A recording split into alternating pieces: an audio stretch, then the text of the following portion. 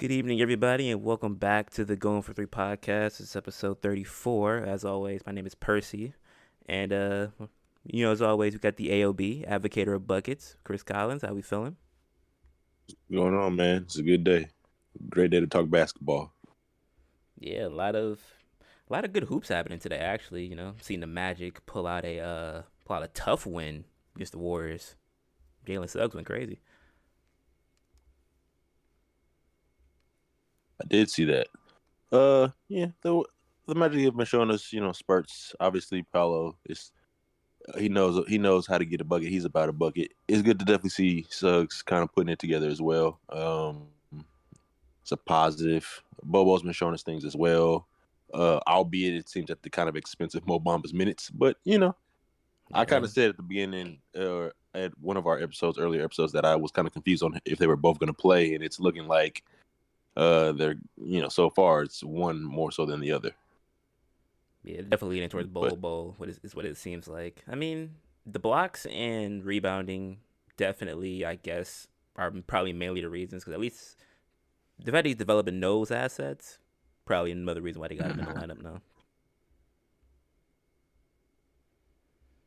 But we got a lot of things that happened over the course of the last few days. But one of the one of the ones we're going to start with is a team that's been in a lot of dysfunction as of late, which are the Brooklyn Nets.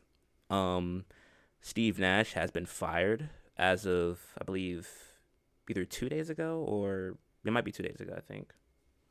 yeah, So yeah, they had I think Steve Nash had a meeting and said that he kind of lost the team, and at that point they agreed to they agreed to decide that this wasn't the right job for him anymore.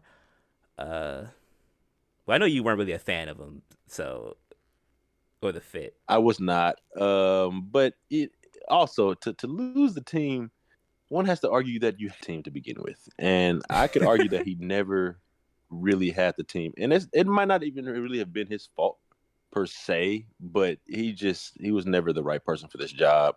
It was kind of confusing to me why it seemed like he was endorsed by Kevin Durant and Kyrie. Um, I mean, Steve was a great player for sure, but I mean, he didn't have any coaching experience. I don't think he had any like official front office experience. So him getting the job was kind of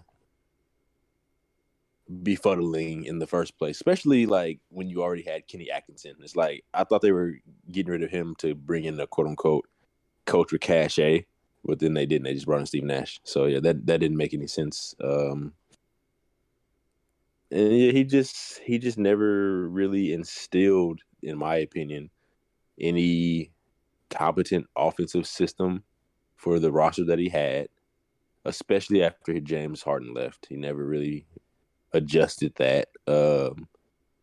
And if it wasn't for his name being Steve and his last name being Nash, he probably wouldn't have made it out of Boston last year with a job. That's honestly how I feel. I can But see that.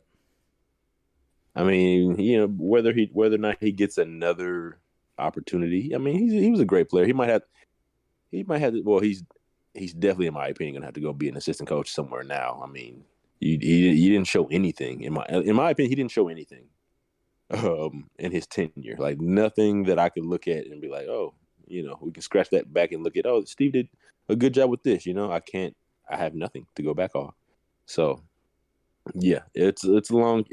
He should have never been hired, and he should have been fired last year. Wishing the best to him though, of course, but it just didn't work. Yeah, Um, on top of the lack of offensive system, lack of defensive intensity, um, I don't think he really managed the egos on the team very well either. So yeah, yeah, most definitely. And then like to like you said about Kenny Atkinson, it's crazy how like the flip that they switched with that team as far as you had D'Lo, you had Dinwiddie, you had a lot of the team got a lot younger from your already dysfunctional trade from a couple of years ago. You kind of start to build it back up, and then boom, flips on his head again. KD, Kyrie are here. Now you get rid of Kenny, who still, I mean, at that point didn't really have his guys anymore. He's not. He's out of a job. Steve Nash is in. like you said, no experience. I mean, it's hard to say like where you can find the bright spots even in the firing, honestly. Because I've seen a lot of people say that he never had his chance to have like his team, but at that point, it's like, Kenny yeah, or Steve? with Steve. But it's like, Oh no no yeah, no but it's like, no yeah, no no no yeah, it's no. like he had three no. superstars at that point. So I was about to say, yeah, you had Kevin Durant, Kyrie Irving, James Harden. Uh, they can, regardless of anything.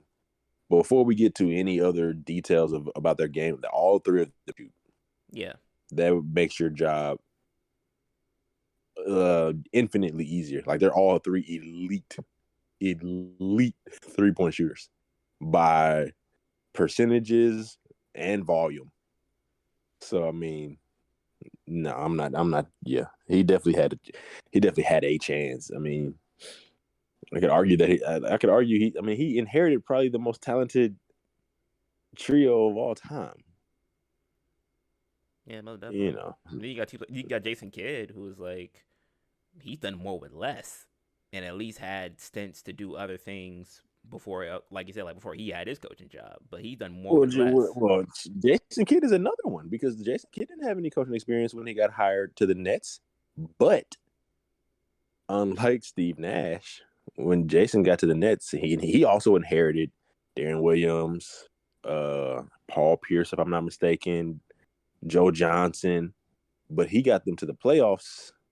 I can't remember if he won a series, but they played the Heat. So I mean, take that for what you will. That's LeBron and D Wade and Chris Bosh, Ran but into a buzzsaw. it wasn't looked at. Yeah, it wasn't looked at it like as like a disaster, like Steve's tenure was. It was stable. At least it seemed like, from my memory. I mean, I know we all remember that little blunder where he bumps into his own player, tells him to knock his cup down so he can get timeout. But That was a other than great, that, great play. yeah, a great just listen that the referees in the league, they saw somebody breaking the rules. I saw a coach willing to do anything for his team. That's what I saw. By any means I don't know. necessary. Kid had that dog in him. Exactly. That's what I'm saying. Got that dog in him. Steve, you know, it didn't work out, man. It didn't work out. I feel like the only time we seen fire in him And was when he had the ejection when he played the Bucks. That was like the only time the fire was there. I mean, it's too late. You can have fire in one game, but like it was too late. It was. You did a bad job last year. You didn't make any adjustments. You had KD bringing the ball up the court with Kyrie on the team, which still to this day makes absolutely no sense to me. Yeah. The 40 minutes Katie was playing at night didn't make sense either. Like that in itself, I was like, okay, like you're not really making a chance. You're not really making a case for yourself to keep this job because I'm not gonna let my all stars past 30 play like 40 minutes a night. Well, if it's in the playoffs, I don't necessarily have a problem with that. Yeah, per se, but I mean, but also that's with the fact of having a competent coach in mind. You know what I mean? So like, if yeah, Ty Lue had LeBron playing 40 minutes a night, it's not for nothing. It's not going to be wasted. There's a plan in place. There's a system or something we're trying to do, or we're trying to accomplish. There's some place we're trying to go with this offense. But with Stevie was just like, here you go. There you go. Go score on Jason Tatum and Jaylen Brown with Al Horford and Marcus Smart on the help side. I mean, it's just what it was. Yeah. And then this whole Emi Udoka thing is wild to me. I didn't even know this could be a thing because I thought he was just suspended. I didn't know he was. I mean, they didn't fire him, so I thought that was odd to yeah. me. But I mean, if that is true, he'll infinitely be better than Steve Nash for sure. So, but I don't know what this roster is capable of because they haven't had a competent coach. Yeah. And just the fact of like I feel like there's just the whole team as a whole has so many things that pertaining to everything that's not even basketball related. They have so many things regarding them that I think just adding him to the equation it's just basically saying like we're more focused on the outside than we are about hooping. Or at least I feel like that's where the direction Oh, is it's they're definitely going a at this circus point. over there. It's definitely a circus over in Brooklyn right now for sure. With everything that's going on with the Emi Udoka, his situation that's going on, Kyrie's situation that's going on, the fact that Ben Simmons looks like he just is deteriorating as a basketball player is kind of wild. I mean, and to speak a little bit more Yeah. on him, it's just like at this point, it's not funny. So I don't mean to laugh with that. I think it's interesting that like the goalpost for him has moved so constantly just because we've had to adjust our expectations. So like obviously he's coming into the league, a lot of LeBron comparisons, whole lot of them. Off the 6'8" rip. to 6'10", super athletic. Yeah, can handle, can pass, and can finish around the rim. Those were the two things, and he was a perimeter player. Like, yeah, he didn't take a lot of shots, but he was a guard, so he played on the perimeter. So everybody's like, okay, that shot's gonna come. He's not like a he's not like a I don't want to say Giannis because Giannis could shoot and had good form when he came in until the Bucks changed it, but like he's kind of like Giannis. It wasn't like that where like Giannis had to really like work on his shot because he didn't have that fluid guard motion to where like even if he can't shoot, he can still kind of get into a fluid motion to get his shot up. Ben had that. So like LeBron comparisons were there. First couple years in Philly, okay.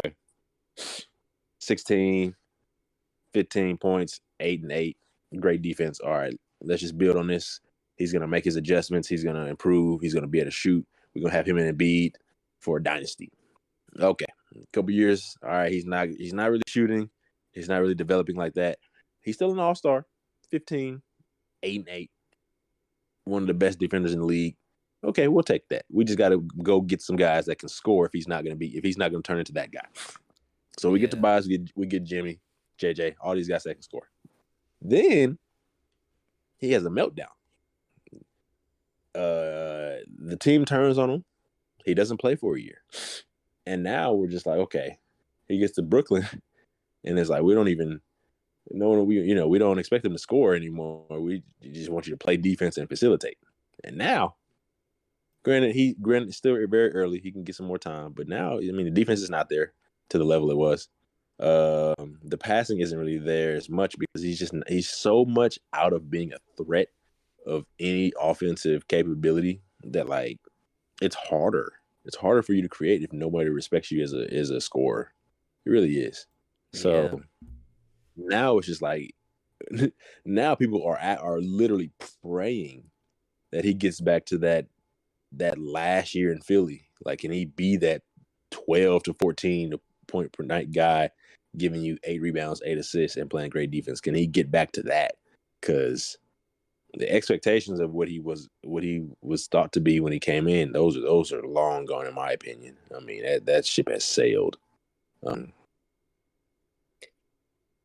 Yeah, I mean that's a tough situation because they're committed to him, also committed to KD as well. So rough spot, definitely rough spot. Ben Yeah. Simmons just doesn't look like he can play basketball anymore. I mean, there was a literal highlight of him like dumping it off to Claxton, but he literally like went across the open goal to pass it to him. Like he had a wide open dunk. Yeah. And didn't take it. And then there's the famous clip with Kyrie where he's yelling, "Shoot it, Ben!"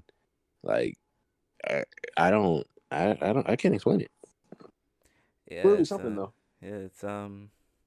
It should be interesting to see what their coaching situation is. For the sake of the city, I hope. I mean, obviously, I know people want to get Ime for like what he did last year, but I'm not even gonna lie to you. Outside of a few blunders that the Celtics have had with like Jaylen Brown refusing to call that timeout when he was about to heave a half court shot, the Celtics look exactly the same as they did last year to an extent, and Jaylen Brown and Tatum got better. So at this point, Well, it's hard to say like if that was outside of like a few disciplinary things. It's hard to say if like he changes that for them if he goes to Brooklyn. here's the thing. So one, I have to give Ime the ultimate credit. I mean, Boston wasn't like that, and he gets there, and then they change. and they changed drastically as far as like how they carried themselves, how they played. Like he instilled championship habits into them. So now that they're there, they've gotten there. I mean, at this point, they're a veteran team. I mean, they've been I that can way see for a that, while yeah. because Jalen and Jason have been battle tested for a while, regardless of their age. They're a veteran team, so I mean that's just what I expect. And he helped continue and build that culture, holding players accountable. It also helps that like they're young and they still haven't won anything, so like Ime can still like you can still kind of coach them that way. Yeah. But I mean, Ime is respected around the league. You know, been a part of the Spurs pipeline for a while before he got his opportunity, so he's respected. And I think I would like to think that the Nets and the Nets players want to be coached. Honestly, Yeah. I really do. I would imagine that they want to be because I don't think Steve Nash is doing a lot of coaching. I really don't. Yeah. I think at this Yeah. point they want to be held accountable. They want to have that kind of leader from that head coach position, and that's what Ime is. So, I mean, yeah, is it going to be another distraction? Probably. It's a lot going on. A lot of guys got a lot of stuff going on. Yeah. But is he still a very good coach in this league? I mean, he ain't forget how to coach that quick. So Yeah.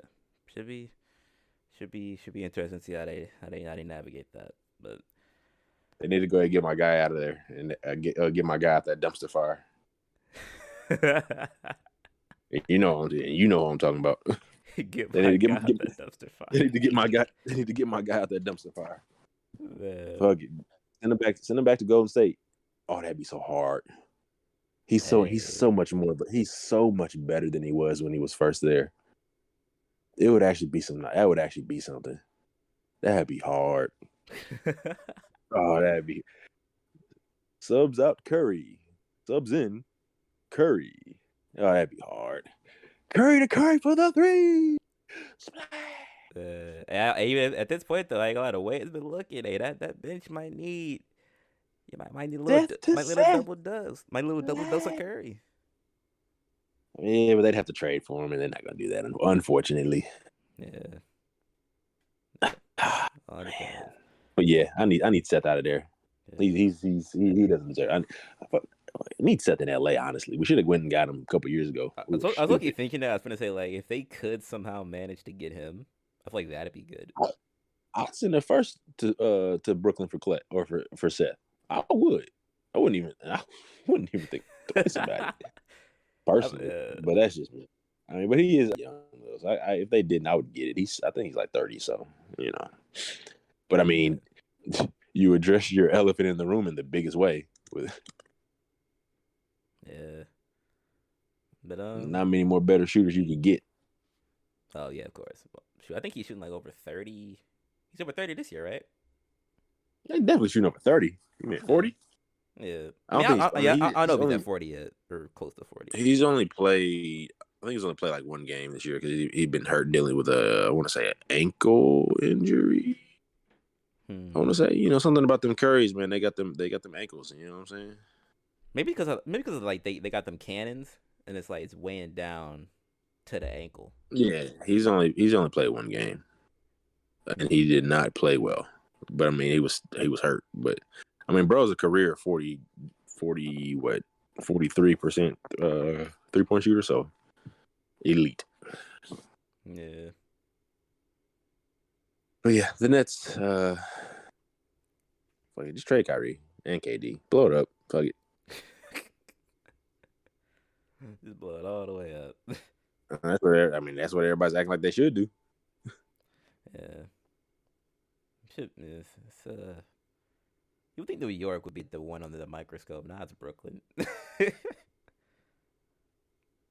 And when you have, top players on your team, you're gonna be under the microscope. And then, you have somebody like Kyrie who is just gonna be in the limelight for a lot of things at all times now. Because I mean that's what the media wants.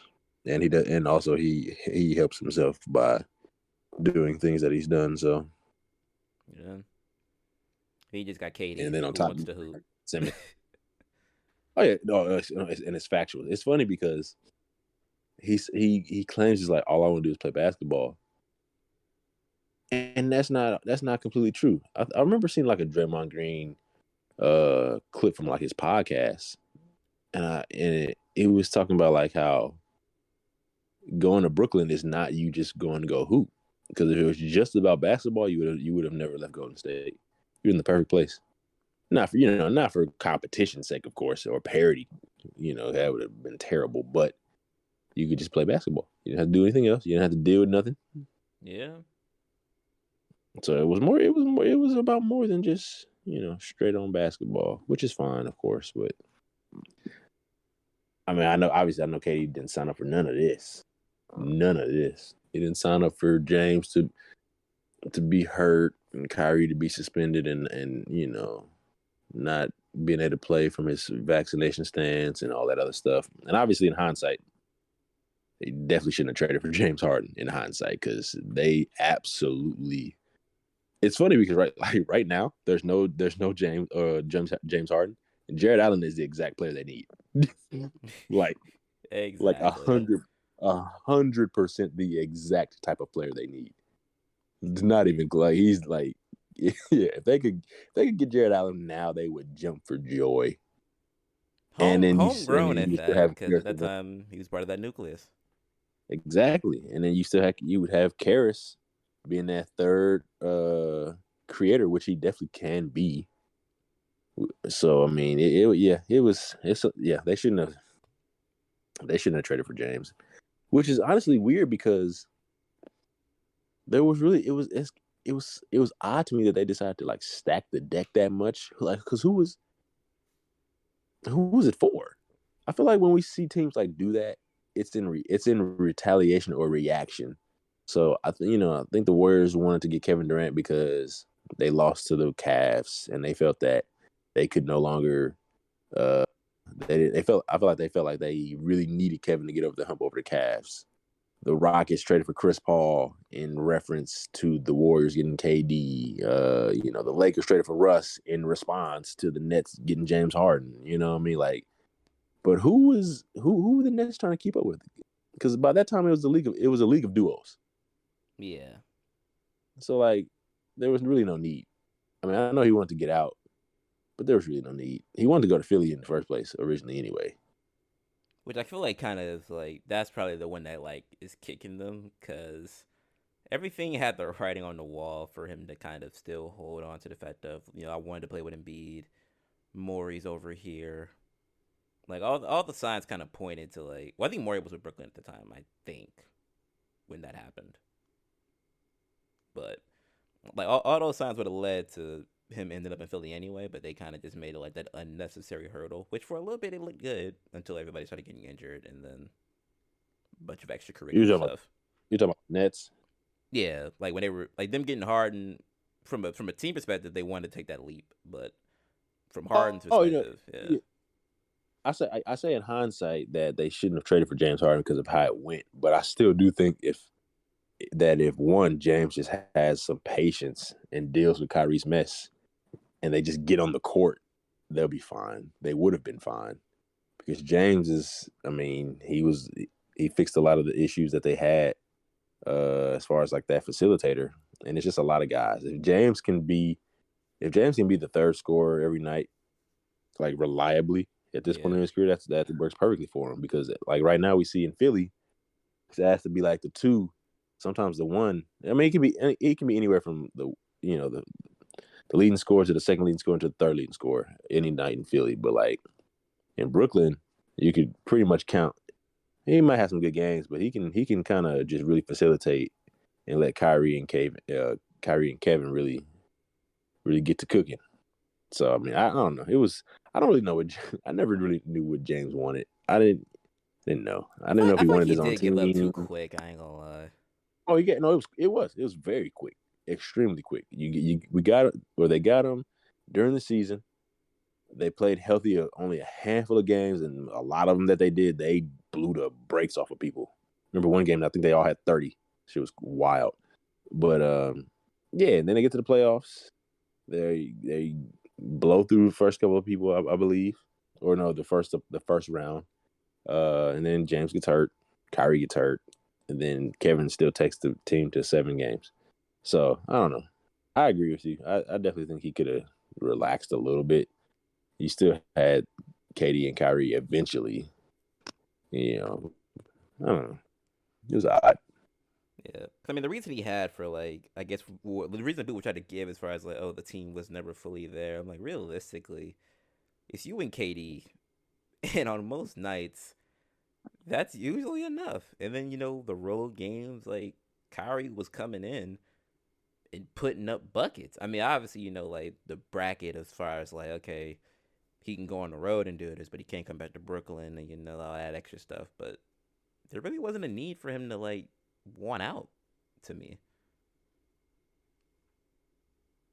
Yeah, and that's what I guess that's where I said like I really don't understand like what he wants. I mean now it looks like he just wants to win a chip, but like the last couple of years it's like, did you want to be a part of like a more balanced unit? Did you want to be more of a facilitator? Did you want to lead it your way still? Like what was the goal?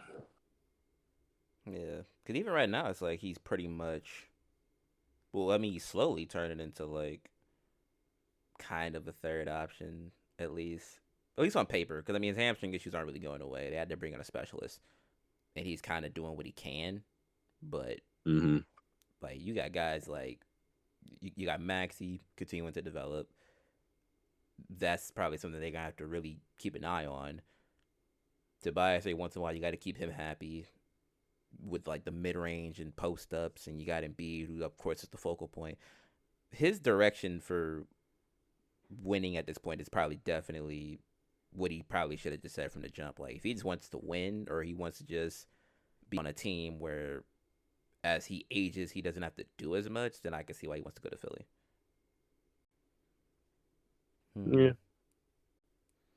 But I guess well, team that we kind of talked about a little bit earlier, uh, the Los Angeles Lakers, who, as of the time of the recording, have been on a 2-game winning streak, starting to figure it out.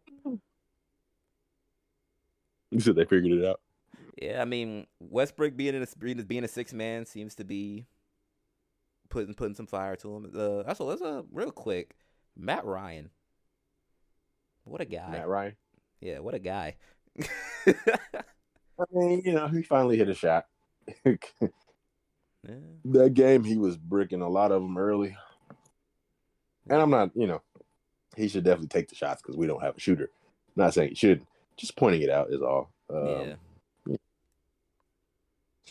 Also, to the Russell Westbrook point, who knew that, giving a ball dominant point guard the ball would draw the best out of him?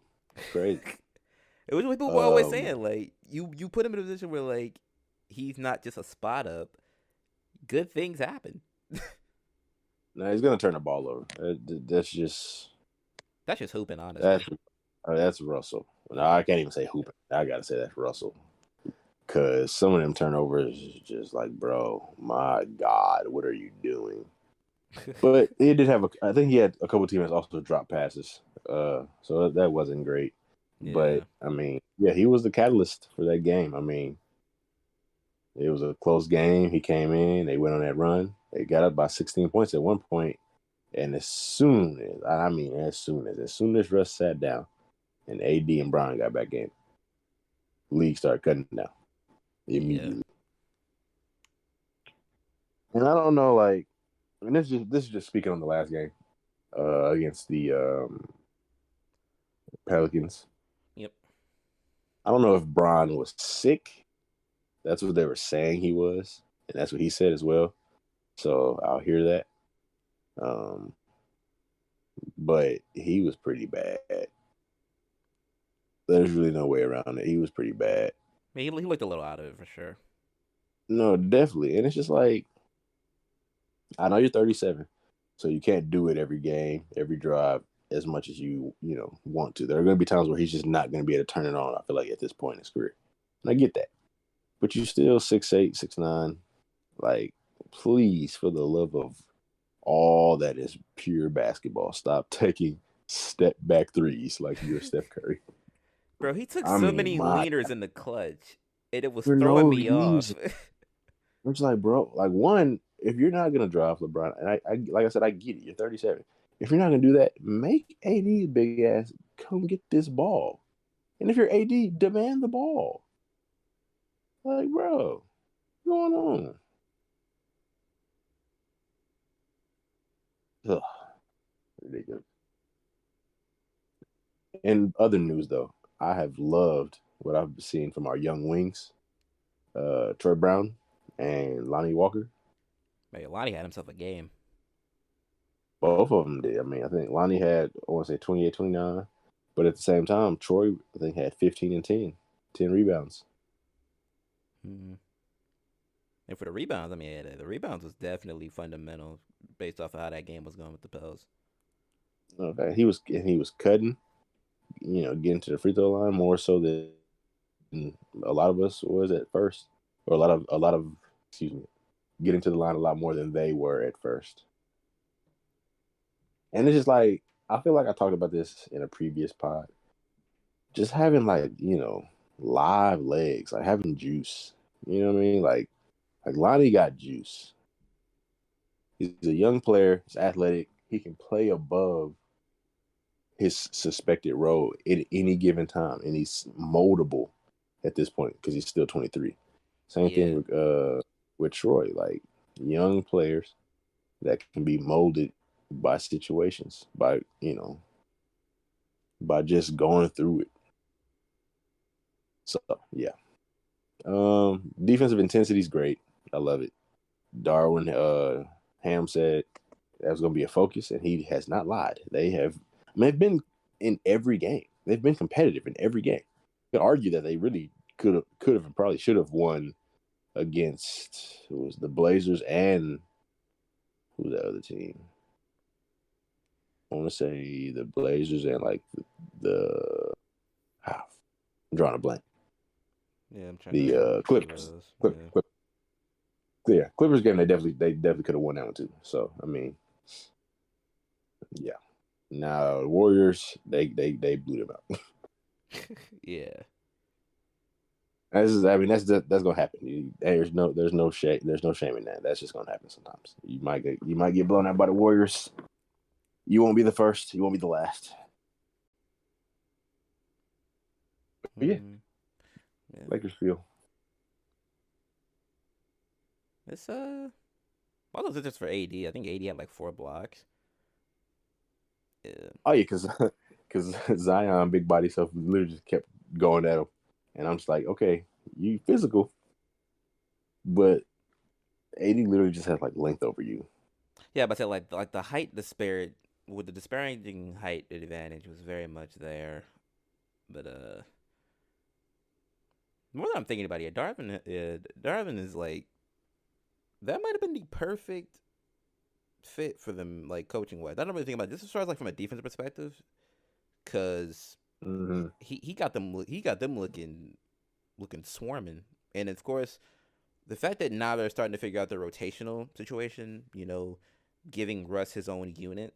I feel like that was like the bigger thing that they had to really attack because trying to have him in a formation with guys that, Bron, at times is gonna want to like instrument be fundamental. You got to find other ways to get Russ involved and feel like himself. But once they figured that out, it's like the defense, like you said, like there's been games where they have literally probably led in every defensive stat and still just lost because they weren't scoring. And they still can't shoot. So I Yeah, mean, that's still. I mean, it's definitely still on the table for that to continue happening. yeah, But they look like a competent basketball team now. You know, running screen sets, movement without the ball. Very interested to see how this team is going to adjust and look with Dennis Schroeder coming back. I'm wondering to see who's going to lose their minutes because he's going to play. yeah, So I mean, Kendrick Nunn already lost his minutes, so I'm not really sure where they're coming from. They're very guard heavy, honestly. yeah. I don't think Even Thomas Bryant isn't able to be played yet, right? Like, he's gonna be out for a little bit longer. oh yeah, yep. feel like once they get a lot of, well, at least once they get him back, depth chart should look a little bit better fundamentally because like outside of AD, like they real yeah, who is their backup big? Now that I think about it. Is it not what is his name? Thomas Bryant? I think he's hurt right now. He's either hurt or didn't suit up, but I Yeah, think it's him. yeah, that's like like that. Because I know they had Damian Jones playing early in this. Was he playing early in the season? Or like 2 games ago?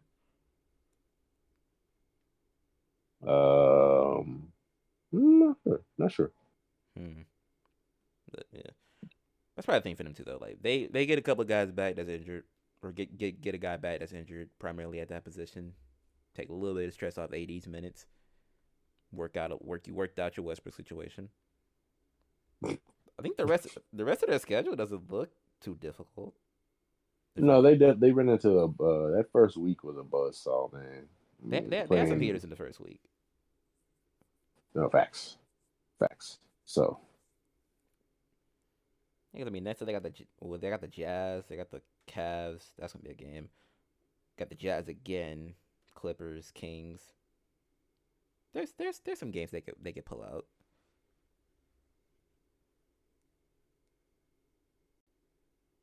mm, Hmm. But what else we got? Actually, not think about. Speaking of the Cavs, a Eastern Conference might have gotten that nice sizable shakeup in the form of Donovan Mitchell, Darius Garland, the gang, looking real nice so far in the early parts of the season. oh, they have. I mean, before the season started, I felt like they were pretty complete. Um, I mean,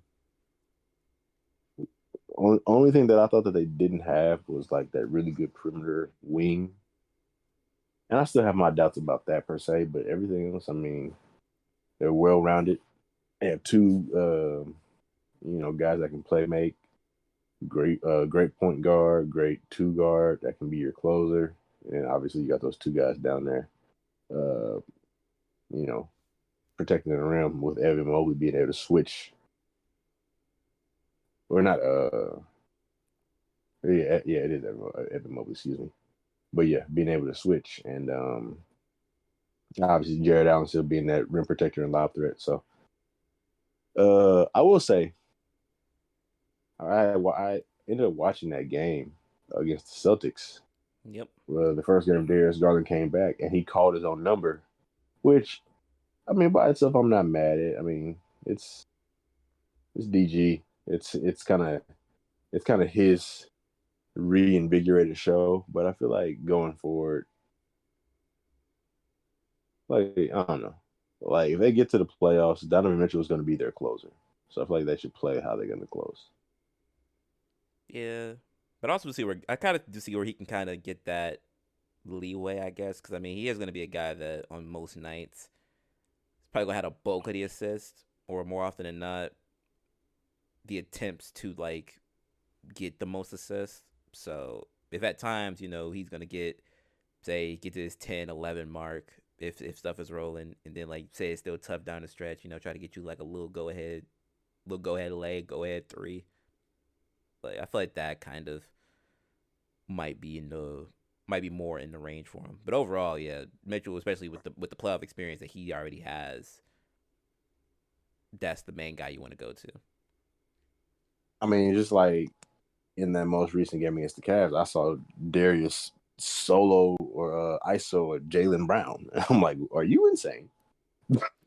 He got that dog in him. Like, yeah, um, yes, I get it, and he's nice, but it's just like you don't have the size advantage.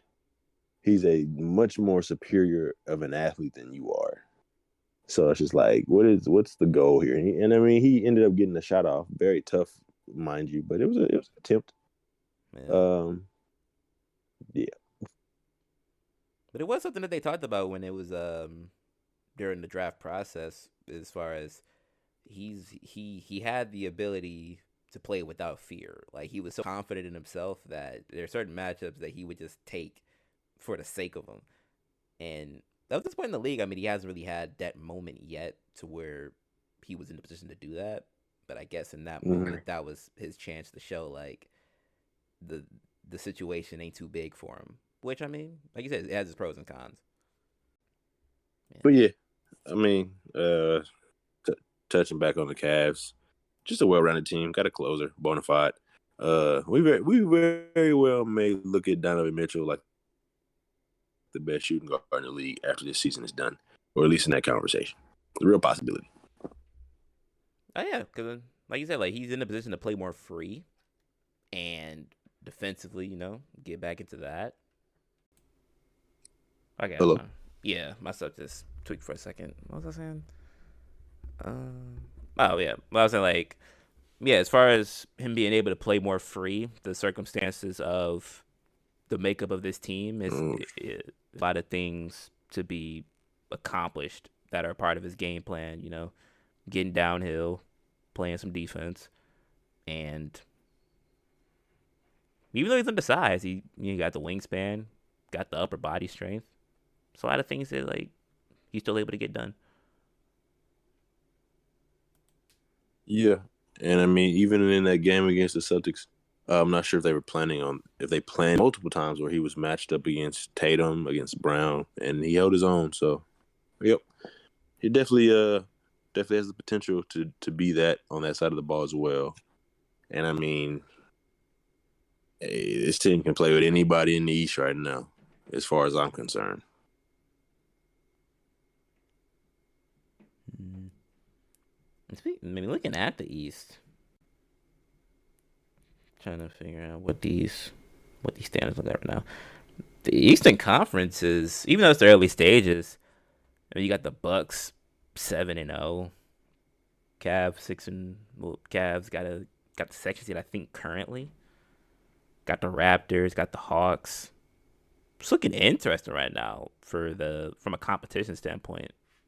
For most people to where like it might not even look like the top teams you would have expected a couple of games in. What was that last part you said? I was saying like the way it's looking right now for the top teams in the East probably are probably could come as a surprise to some people as far as how they would have looked at the top 6 7 teams looking. Oh, yeah. Uh, and I'm not gonna say, do I believe that they're all gonna stay there? More so than last year, but even still, like we got teams like the Raptors who are 5-3. I'm not sure if I necessarily believe in them to stay that high, or the Bulls. I mean, yeah, I don't know. It's tough. Yeah. I mean, the Wizards for sure I feel like are dropping, even though right now I think that's currently like a play-in position anyway. I think they're gonna drop off, and then of course maybe the Raptors drop down to like that play-in range as well once a couple of teams start to figure it out. So it's like you said, well, like I said earlier, it is early, but for a team like the Bucks, who in in most cases, I mean, I don't know, this might be probably this their best 7 game start so far, I think history. Uh,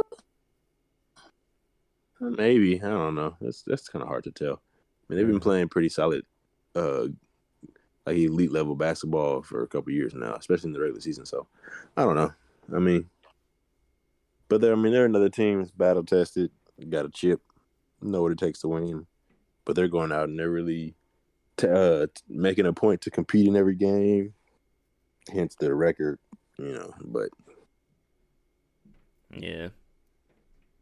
yeah, I mean, then right now, even in the East, still have teams like Philly, Miami, regardless of their situation, Brooklyn are all out of the playoffs right now, and I don't see that staying. At least not for all of them. Yeah, because the Heat have looked a little.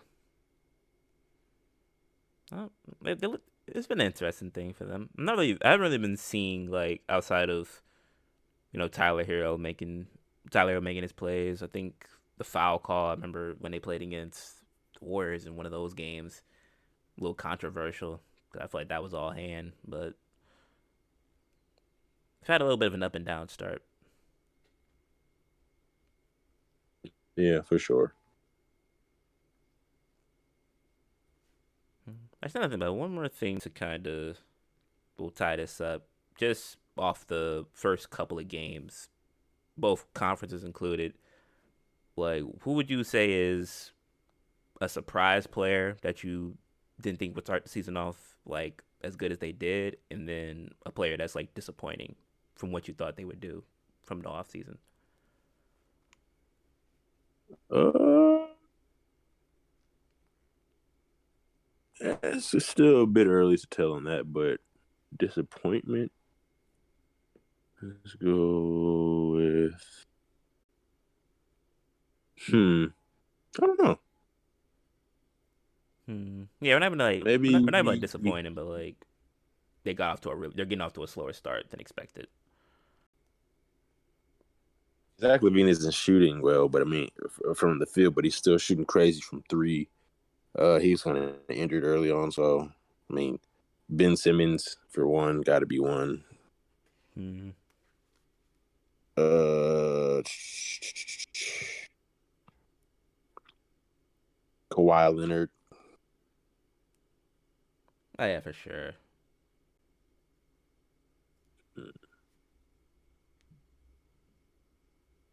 And Edwards. Hmm. Yeah, you talking about like, as far as like for a slow start or like a As far as like slow start, just because I mean, well, one hasn't even been 10 games in the season yet, and he's already called out Rudy Gobert basically twice. First one just saying that playing two bigs is not how he's going to be able to play, and then he kind of reiterated that as far as when they asked him about his like scoring output. He was basically saying that like, or no. They asked him like why he didn't have a dunk in the season already, and he was basically saying that like he couldn't jump over everybody. He said when I get to the paint, there's everybody's in there. yeah. Definitely, yeah, definitely. It feels like a jab to Rudy because Rudy can't shoot. But I do know one thing: he's there to stay because that contract is hefty, hefty, hefty. Yep, mad FD at that. But yeah, I mean, I guess those are probably the ones that come to mind. So at least this early in the season, I'm sure when we get more into it, we'll definitely find out more people that just really just haven't been putting it together. Yeah. I almost wanted to say Embiid, but then I looked at his numbers and then I was like, yeah, he's fine. Yeah, I mean, yeah, a lot of his criticism right now is coming from like mental and like being locked in and not making like silly mistakes. Yeah. I mean, he's had like some of those games where his numbers is good.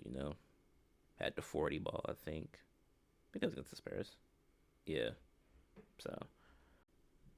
Yeah, Hmm. That's nothing but just kind of. Not that I was like thought the slow, but just to kind of wrap this up. Desmond Bain, as far as how he's starting the season, if he can sustain that, really, really looking good for the Grizzlies. do you think that he can?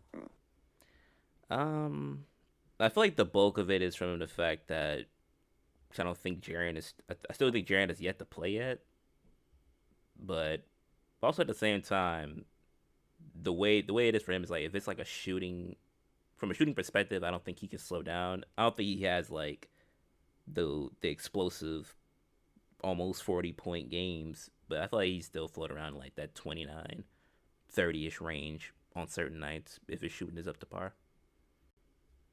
Yeah, yeah, yeah. I can't really debate that. Yeah, but that's a little bit something I want to add on to that. But yeah, I guess that kind of ties it up for. Oh wait, did you have any that you were like surprised by or? As far as players, Yeah. Lloyd marketing for the Jazz for sure. Yeah. The Jazz was supposed to be tanking, and he is messing up their plans. Yeah. Well, I mean, like even though he's part of their future plans, I'm guessing they ain't gonna get that I top mean, pick if he balling. they've won 6 games already, and he's averaging 21-9.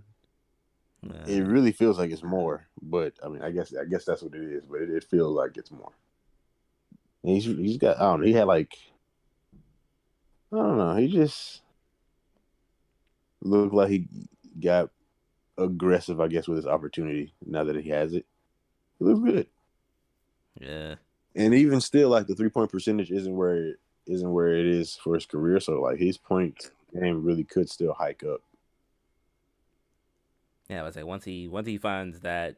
So no, in the early stages, he was shooting really well. I think he was around that 30. Then he had a couple of stretches where it might have been their first back to back. He shot like really bad from three, but But he also banged on somebody reverse style though. yeah, it's crazy to remember. Like he for his size, like the amount of bodies he got. I think he's gotten a body every 2 years from what I was looking from what I was seeing like a highlight or like a recap of like I think when he was in the Cavs he got a body. Last season on the Bulls caught him a body. Hey, add to the catalog. No, facts. Facts. Yeah, Yeah, that was all. That was probably the only guy that I had that really stuck out to me as far as that question. yeah, most definitely. Well, I guess that wraps it up for this episode. Still very early in the season. A lot of crazy things going on standings wise and player wise, but hopefully, see some shakeups. Some might stay, some might dip. But as always, you can find us on social media on Twitter at Going for Three Pod and same for Instagram, same tagline. Where can these people find you at? You can find me at Chris D Collins on Instagram. As always, at PTP underscore 99 for Twitter. I haven't tweeted about the Pistons in a while, but for good reason at that. Appreciate you guys for listening, and we'll see you all in the next one.